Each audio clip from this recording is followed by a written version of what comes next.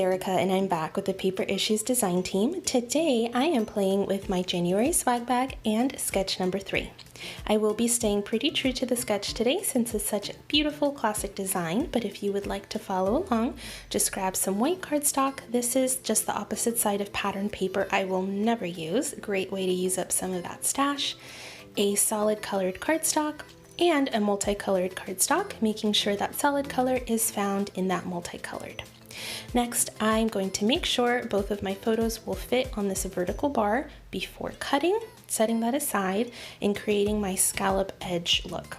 I don't have a punch, so I simply trace around a small jar on both sides, definitely having measured first to make sure my yellow vertical bar will fit in the middle. I do use my craft knife to cut this out, but this is easily achievable with scissors. Now, I find when I use a lot of colors, sometimes I forget about balance, and backing the yellow onto the black helps bring a bit of the contrast in. Next, pulling in some 3x4 journal cards. I didn't really wish to trim them down, so they do extend past the borders of my photos, but I think it looks great since I did the exact same thing to the top then the bottom. Next, I'm fussy blading out this 4x6 journal card, January, since this page will be about January hiking. I will be placing those letters at the top of my page, but I think I'm going to scoot everything down because I'm going to take those red alphas to the right and include the word hiking on there as well.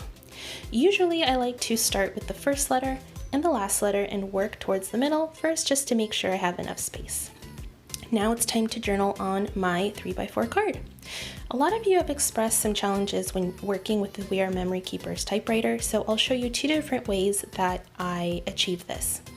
First, I place a little bit of adhesive behind a 3x4 card and kind of use a little bit of scrap paper to roll that on through. I definitely do have to use my finger to help feed it through sometimes while turning that wheel on the right. But apart from that, you can scooch it over and continue typing as normal. I find this is a very reliable method. The second method is more helpful for when your journaling would appear closer to the bottom of the index card. So you can just place it inside and tuck it under that roller bar and scooch it over. There's this plastic guard on the left-hand side. I do have to use my finger or some tweezers while I type, but that's just so it clears that guard. But otherwise, you can continue typing on through just absolutely perfectly. Now I'm going to add some stitching around the black box just for some texture, as well as to the top of my page. I have been doing this new thing where I just press the back stitch to go back rather than rolling up my entire page, which has saved me a lot of time. Lastly, I'm adding a date stamp and I'm calling it good. I love this page. It's so fun and vibrant and used up my January swag bag just great. Thank you so much for watching and I hope you have a beautiful rest of your day. Bye!